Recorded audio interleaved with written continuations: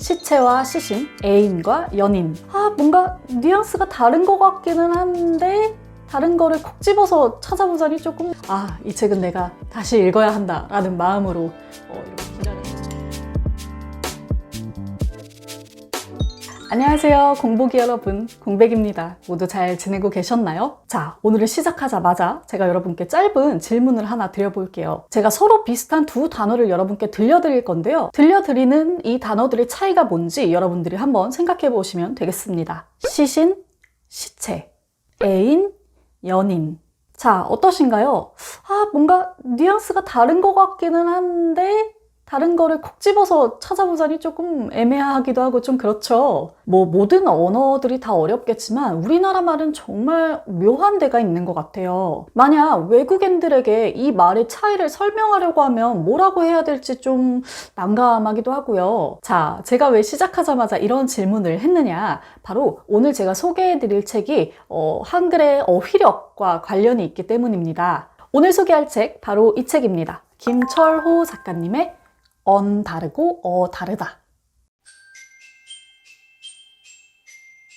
일단 제가 이 책을 읽게 된 계기를 여러분들께 좀 말씀드리고 싶어요. 제가 얼마 전에 예스24 그리고 문화역 서울 284와 함께 한글날 기념으로 책 큐레이션 영상을 제작했거든요. 그때 큐레이션 되었던 3권의 책 중에 한 권이 바로 이 책이었어요. 그래서 제가 출판사에서 이 책을 받아서 그날 한글날 촬영을 마쳤죠. 제 촬영이 끝나고 나서 이 책들의 사진만 따는 그런 촬영이 있었어요. 사실 제 촬영은 끝난 상태라 저는 가도 되는데 제가 촬영이 끝날 때까지 일부러 기다렸어요. 이 책들을 다시 찾아오려고 책 촬영 끝날 때까지 기다렸다가 끝나고 이 책들을 다시 바리바리 싸들고 집에 왔던 기억이 있습니다. 그때 제가 큐레이션 했었던 다른 2권의 책도 되게 좋았는데 저는 특히 이 책이 너무너무 좋더라고요. 그래서 촬영 때 이 책은 내가 기다렸다 받아와야 한다, 다시 읽어야 한다 라는 마음으로 이렇게 기다렸었던 기억이 나네요. 자, 그러면 이 책이 왜 그렇게 좋았는지도 설명을 해드려야겠죠? 자, 아까 처음에 제가 내드렸던 문제 기억하시죠? 비슷한 두 단어의 뉘앙스를 좀 분석해보는 문제였어요. 시체와 시신, 애인과 연인. 지금부터 답을 간단히 말씀드려 보겠습니다. 먼저 시체와 시신의 차이인데요. 이 신과 체라는 낱말 때문에 이 두 단어의 차이가 생겨요. 두 글자 모두 사람의 몸을 뜻하는 말이지만 신이라는 글자에는 사람의 정신과 인격체가 포함되어 있는 반면 체라는 글자 안에는 정신이나 인격체가 포함되어 있지 않습니다. 신이라는 글자는 영어로 따지면 self, person 등의 단어랑 대응할 수 있고 자신, 당신, 헌신 등의 단어에서 찾아볼 수가 있고요. 체는 영어로 치면 body에 해당이 되고 신체, 생명체, 채취 등의 단어에서 찾아볼 수 있어요. 여기서 이 신과 체의 사용처를 바꿔보면 이 미묘한 뉘앙스가 더 잘 드러납니다. 예를 들어 인체공학이라는 말을 인신공학 이렇게 바꾸면 되게 이상하죠. 반대로 인신공격이라는 말을 인체공격이라고 바꾸면 되게 웃겨지잖아요. 우리가 뭔가 단어를 말할 때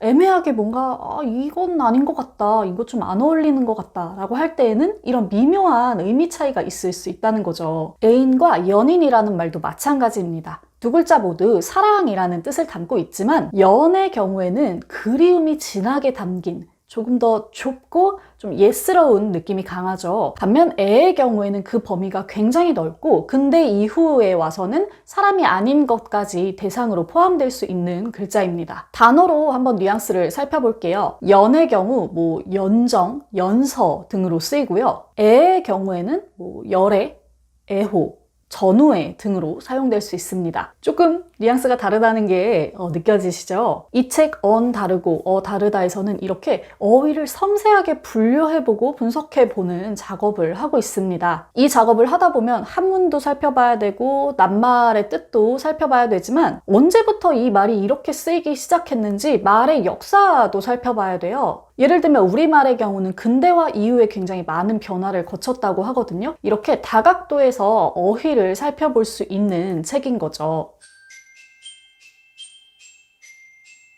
저는 어디선가 말을 하거나 리뷰를 하거나 글을 쓸 때 되게 답답함을 느낄 때가 많아요. 왜냐하면 제가 계속 비슷한 어휘들만 사용하고 있는 것 같고 제가 가진 어휘들이 많지 않다는 생각이 들 때가 있거든요. 예를 들면 제가 이 책이 좋다. 그러면 이 책을 소개할 때 이 책의 좋음을 다양한 말로 섬세하게 표현을 해줘야 되는데 이게 참 쉽지가 않은 거죠. 그냥 좋다라고 말하고 나면 말문이 턱 막히는 느낌? 이런 느낌은 아마 저뿐만이 아니라 많은 분들이 받고 계실 거예요. 말이 뭔가 내가 의도한 대로 전달되는 것 같지 않고 한계가 많은 것 같고 좀 지리멸렬한 그런 느낌? 혹은 아예 어떤 단어를 모르겠거나 잘못 쓰고 있는 경우도 많고요. 이러한 현상은 우리가 가지고 있는 어휘라는 재료가 부족한 거고 그 어휘의 특성을 제대로 모르기 때문이라는 생각이 들어요. 일종의 요리처럼요. 요리도 재료가 부족하거나 그 재료의 특성을 잘 모르면 제대로 된 요리를 할 수가 없잖아요. 다양한 요리를 낼 수도 없고. 저는 이런 느낌을 어떤 그냥 언어의 한계? 그냥 답답한 정도로만 느껴왔는데 이 책을 통해서 조금 구체적으로 알아보게 돼서 그게 너무 좋더라고요. 이 책을 읽은 이후로는 어떤 책을 볼 때 낱말을 막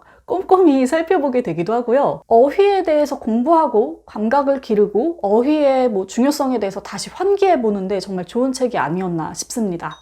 네, 지금까지 이렇게 김철호 작가님의 책 언다르고 어다르다를 추천해드렸어요. 지금 이 영상을 보시는 공복이 여러분들은 책을 되게 좋아하시는 분들일 거고 그런 분들일수록 이 언어, 어휘의 아름다움과 힘을 잘 알고 계시는 분들일 거라는 생각이 들어요. 그런 공복이 여러분들께는 이 책이 진짜 큰 도움이 되지 않을까 하는 생각이 듭니다. 많은 공복이 여러분들이 이 책을 한번 읽어보시기를 권해드리면서 저는 이만 물러가도록 할게요. 우리 공복이 여러분들 즐겁고 건강하게 책 읽는 시간 되세요. 공백의 책단장이었습니다. 안녕.